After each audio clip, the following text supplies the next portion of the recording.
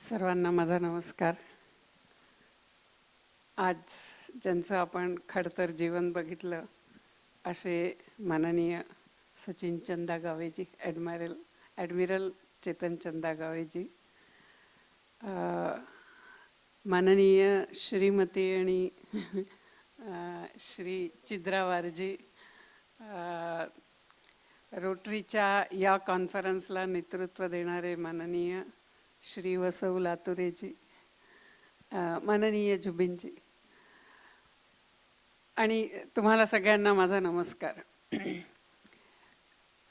तुम्ही सगळे सेवा कार्यासाठी सहयोग देणारे, सेवा करणारे, सेवा करू इच्छिणारे असे सगळे आहात आणि तुमच्याबरोबर थोड्या वेळ सेवा हाच विषय घेऊन चिंतन करायची मला एक संधी मिळाली. त्याबद्दल मी स्वातीताई, सुधीरजी सगळ्यांना धन्यवाद देते. आपण सगळेच म्हणजे इथे बसलेले साधन संपन्न आहोत.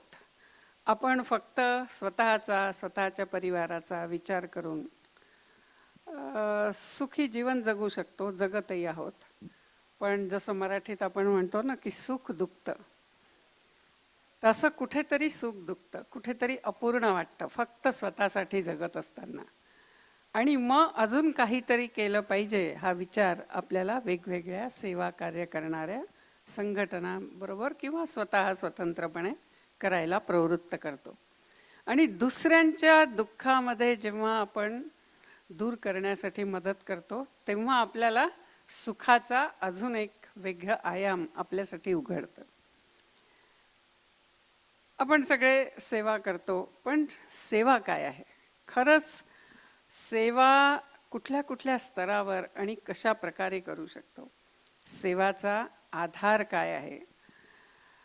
आज सेवाचे हे जे काही गहिरे अर्थ आहे, थोडं त्याविषयी तुमच्याबरोबर शेअर करायचा विचार आहे. जेव्हा मी म्हणते की मला सुखी व्हायचं आहे, तर तो मी कोण आहे? पुष्कळदा मी म्हणजे आपल्या सगळ्यांच्याच मनामध्ये शरीर, मन, बुद्धीच येतं. फार तर फार माझा परिवार येतो. तर तो मी कोण आहे? तर मीचाच विस्तृत अर्थ आहे, जो सगळ्या श्लोक आपण सगळे तो श्लोक जाणतो. अखंड मंडलाकारम व्याप्तम येन चराचरम. म्हणजेच या चराचराला व्याप्त करणारं अखंड मंडलाकृती आत्मचेतना आपण सगळे आहोत.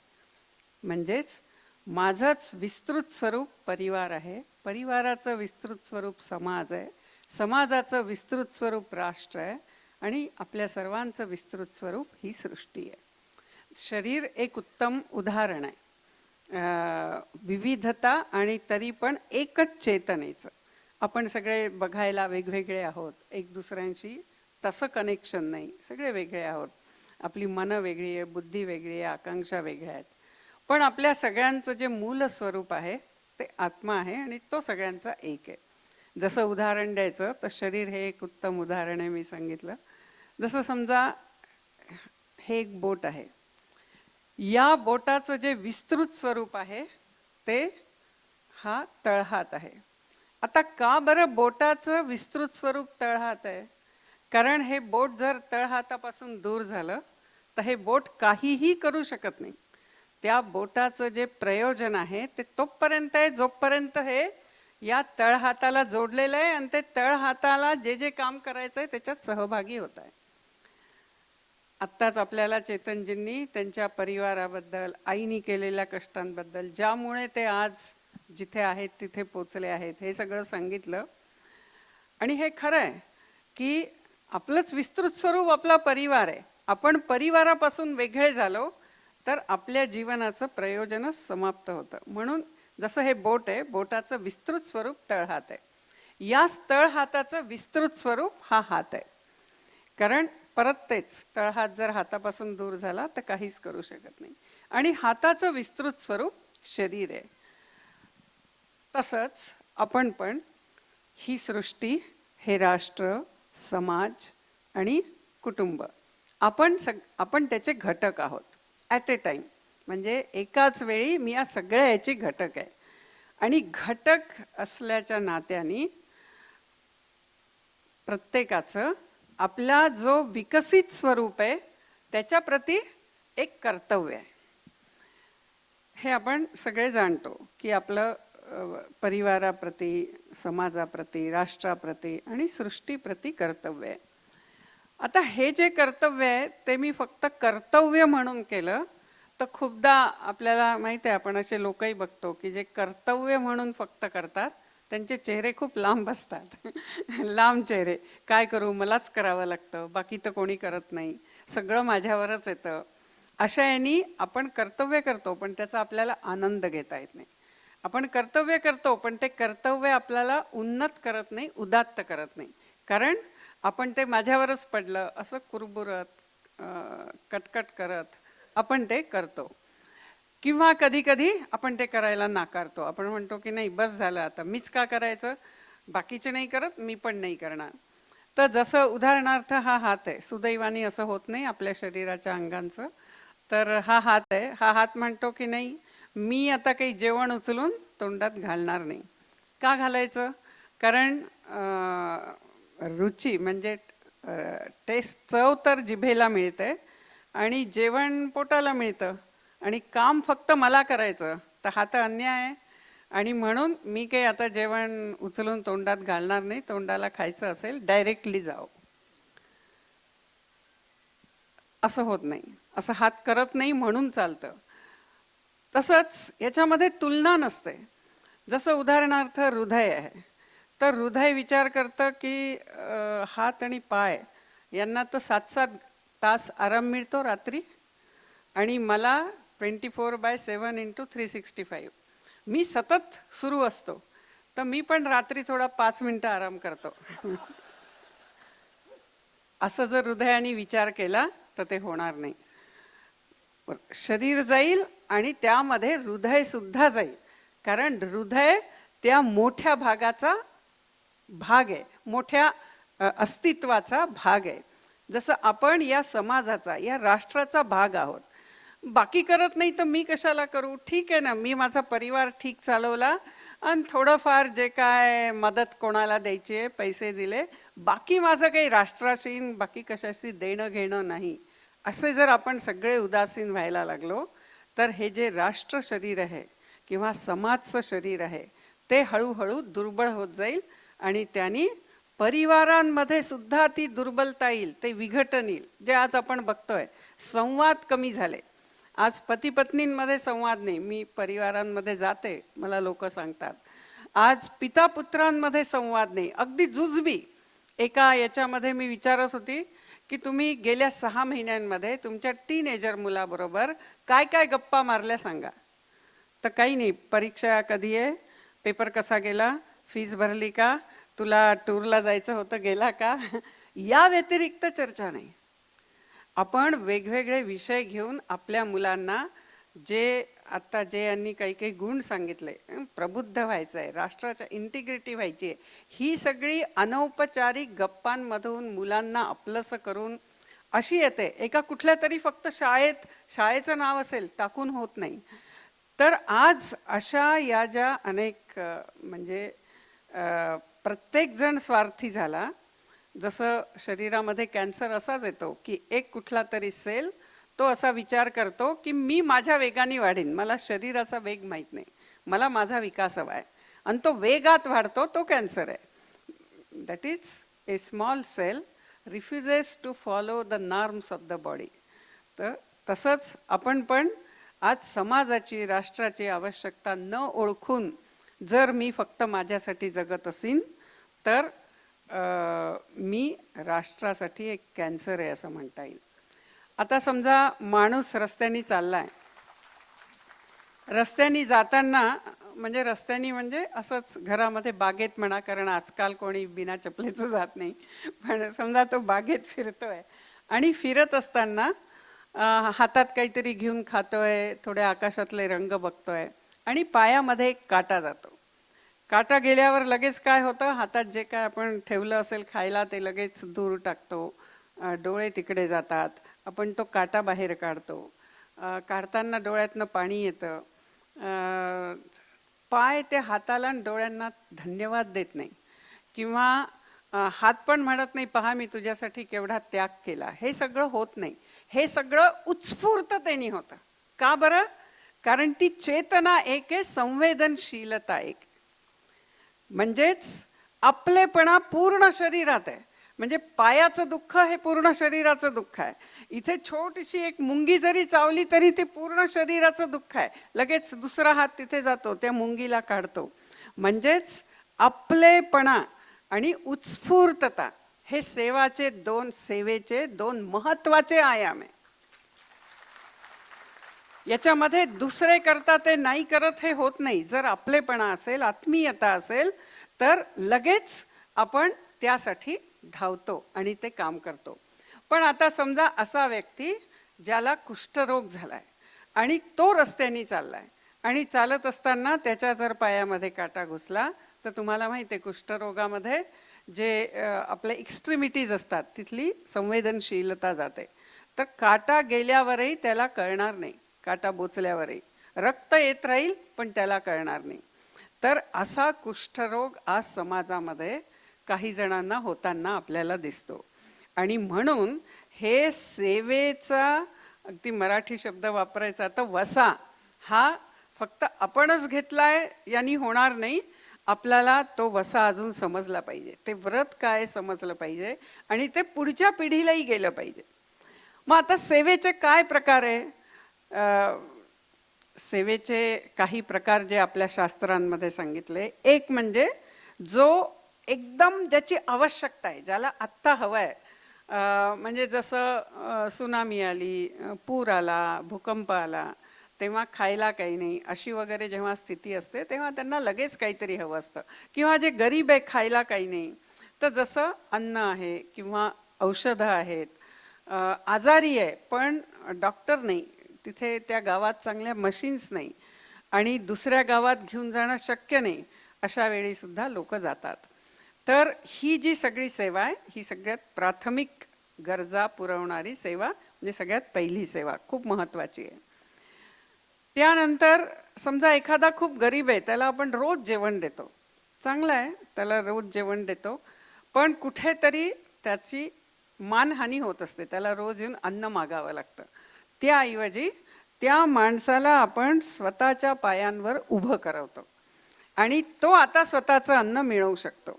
तर ही त्याच्यापेक्षा थोडी उच्च सेवा झाली.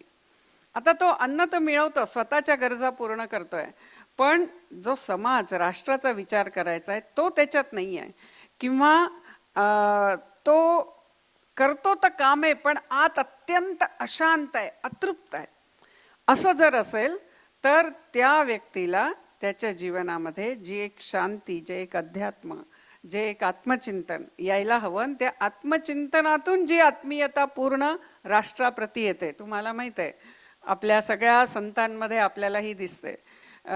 संत एकनाथ हे पूर्ण पाणी वाहून आणलं होतं गंगेचं, रामेश्वरमला पोचतात आहे, रामेश्वरम मंदिराचा कळस दिसतोय आणि इथे वाळूमध्ये गाढव तडफडत आहे, पाणी हवंय, तर ते लगेच ते पाणी त्या गाढवाला द्यायला लागतात. बाकीचे विचारतात अरे काय करताय तुम्ही, आपल्याला याचा अभिषेक करायचा आहे शिवजींचा. ते म्हणतात मी तोच करतोय, मी अभिषेकच करतोय, कारण शिवजी फक्त मंदिरात नाही आहे, ते प्रत्येक जीवात आहे. आणि ते सांगतात. किंवा नामदेव आहेत, आपल्याला नामदेवांची गोष्ट माहित आहे की कुत्रा जेव्हा पोळी घेऊन पळतो तेव्हा ते त्याच्या पाठीमागे तूप घेऊन जातात. अरे कोरडी पोळी नको, किंवा घेतलीच पोळी तर तुपाशी खा. तर ही जी आत्मीयता आहे ती सहज येते, म्हणजे एक आपण उत्स्फूर्तपणे आपण सगळ्यांना ती मदत करतो. तर म्हणून अशी संवेदनशीलता, अशी सगळ्यांबरोबर एकरूप होण्याची जी आध्यात्मिक पातळी आहे ती त्या व्यक्तीला प्राप्त हो, हे जे काम आहे हे आपल्याला असं म्हणता येईल सेवेचा तिसरा प्रकार आहे. तर ही पण सेवा आहे. बऱ्याचदा ही सेवा आहे असं वाटत नाही, कारण आपल्याला जनरली जी दृश्य सेवा आहेत, म्हणजे याला टँजिबल म्हणता येईल. टँजिबल सेवाच आपल्याला सेवा वाटते, मूर्त सेवा सेवा वाटते. एखादा म्हणजे खूप भुकेनी तडफडतोय, आपण त्याला अन्न दिलं, त्यांनी ते खाल्लं, तो तृप्त झाला, ही एक झाली. आपल्याला लगेच दिसतं, त्याच्या चेहऱ्यावरची तृप्ती दिसते.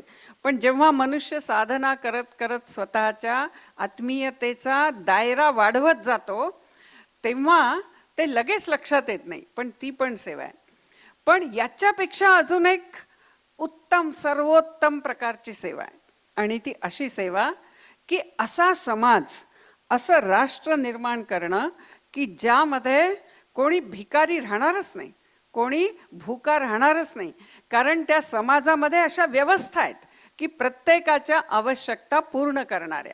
एवढंच नाही, प्राथमिक आवश्यकता पूर्ण झाल्यावर मनामध्ये कुठेतरी शेवटी हे जीवन काय आहे, आणि हा प्रश्न सगळ्यांच्या मनात येतो, कधी ना कधी तरी येतो. स्त्री असो, पुरुष असो, गरीब असो, श्रीमंत असो, प्रतिष्ठित असो, इतका सामान्य असो, किंवा शहरातला असो, गावातला असो, केव्हा तरी कोणीतरी कोणाचा मृत्यू होतो, आणि क्षणभर तरी माणूस त्या विचारात जातो की खरंच आपल्याला एक दिवस जर जायचंच आहे, तर शेवटी या जीवनाचं प्रयोजन काय, मी आहे कोण, मेल्यानंतर काय होतं, असे प्रश्न सगळ्यांच्या मनात येतात.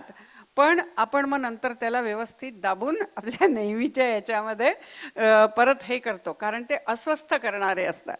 तर हा प्रश्न तर येतो, पण असे प्रश्न आल्यावर त्या प्रश्नांना योग्य दिशा देऊन जीवन उदात्त श्रेष्ठ करणारे महात्मे पण त्या समाजात जर असतील, तर त्या समाजामध्ये बुभुक्षा म्हणजे भूक पासून मुमुक्षा, मुमुक्षाची पण पूर्ती करणारा असा समाज, संवेदनशील समाज, सगळ्यांची चिंता करणारा समाज. मी एक छोटंसं उदाहरण देते. जेव्हा कन्याकुमारीमध्ये आम्ही काही बालवाडी सुरू केल्या, त्या काळी खूप गरिबी होती. तर एका बालवाडीत मी गेली होती, आणि जेव्हा तिथे मुलांना सांगितलं जाऊन जेवून या, जेवायची सुट्टी होती, आणि मी जनरली सकाळचा जो ब्रेकफास्ट आमच्या मेसमध्ये असायचा तोच घेऊन जायची, आणि मग तोच तिथे दुपारचं जेवण म्हणून घेऊन मग 2-3 बालवाड्यांना व्हिजिट करून परत यायची. तर मी डबा उघडतच होती, ती शिक्षिका जी होती ती पण उघडतच होती, एक मुलगा लगेच परत आला. परत आल्यावर मी त्याला विचारलं की अरे जेवला नाहीस? तो म्हणाला नाही, आज घरी जेवणच नाही. इतक्या सहजपणे त्यांनी उत्तर दिलं की जशी ही रोजची घटना आहे, आज घरी जेवणच नाही. आणि मग आम्हाला फार वाईट वाटलं. आम्ही त्याला बसवलं, आम्ही सगळ्यांनी त्यालाही आमच्या याच्यातलं दिलं. पण मग आम्ही सगळे विचार करायला लागलो की नाही, आपण नुसत्या बालवाड्या चालवतो यांनी होणार नाही. मुलांना 6 वर्षापर्यंत जर चांगलं न्यूट्रिशन नसेल तर ती मुलं नंतर त्यांची म्हणजे ब्रेन डेव्हलपमेंट पण ठीक होत नाही. 6 वर्षापर्यंतच ब्रेन डेव्हलपमेंट असते. मग यांना व्यवस्थित जेवण द्यायला पाहिजे, इव्हन काहीतरी न्यूट्रिशियस पण द्यायला पाहिजे. तर आधी पोटभर जेवण तर द्यायला पाहिजे. म्हणून मग आम्ही सुरू केलं तिथे अमुद सुरभी स्कीम. म्हणजे आम्ही प्रत्येक घरी, अशा प्रत्येक म्हणजे सगळ्या ओळखींच्या घरी, आणि जाऊन सांगायचो, जे तयार व्हायचे त्यांच्याही घरी द्यायचो, एक बॅग द्यायचो, आणि सगळ्यांनी रोज स्वयंपाक करताना एक मुठी तांदूळ त्याच्यामध्ये टाकायचा, प्रार्थना करत, म्हणजे सगळे सुखी राहू दे वगैरे अशी ती प्रार्थना त्या बॅगवरच लिहिलेली होती. त्यांनी ती टाकायची, ती आम्ही जाऊन गोळा करायचो नंतर, आणि त्या तांदूळाची अन्नपूर्णा देवी म्हणून पूजा करायचो, आणि मग मुलांना प्रसाद म्हणून तो तांदूळ, मग त्याच्याबरोबर बाकी भाज्या वगैरे याच्यासाठी डोनेशन घ्यायचो, किंवा डाळ देण्यासाठी, मग चांगले दाणे खोबरं देण्यासाठी वगैरे. तर असं जेव्हा सुरू केलं तेव्हा सुरुवातीला तर आम्ही किती आधी 25 kilo, 30 kilo, 100 kilo, 150 kilo, 200 kilo असं होत होतं. आणि मग हळूहळू हळू ती एक मूवमेंट झाली. आणि मग नंतर असं झालं की अनेक शेतकऱ्यांनी सांगितलं की तुम्ही हे देता ना, तर जेव्हा तुम्ही ही तुमची पूजा असते तुम्ही आम्हाला फक्त कळवा, किंवा जेव्हा आम्ही हार्वेस्ट करतो तेव्हा तुम्ही आम्हाला कळवा, कारण आमचं हृदय इतकं भरलेलं असतं, आम्हीच तुम्हाला येऊन एक पोतं तांदूळ देऊ. मग दुकानदारांनाही कळलं, आणि असं होता होता आज आम्ही 75,000 किलो तांदूळ गोळा करतो.